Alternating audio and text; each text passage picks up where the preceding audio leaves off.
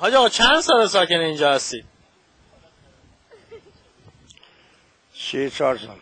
34 ساله؟ 34 سال. 24 سال ساکن اینجا هستید.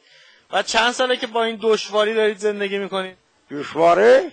خیلی هم جای خوبیه. الان خوبه اینجا؟ یکی دشواره نداره اینجا، خیلی هم عالیه. یک بشر از اون روز که من آمدم اینجا نشستم تا حالا یه دونه چوب میبردش نبود هیچ کاری هم کسی با من نداره. منم هیچ بشر کاری ندارم. الان خونه های شما تو ته نیست؟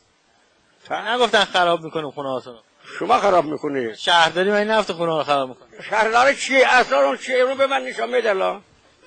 من نمیدونم، هر کدومش به من نشان بده اول.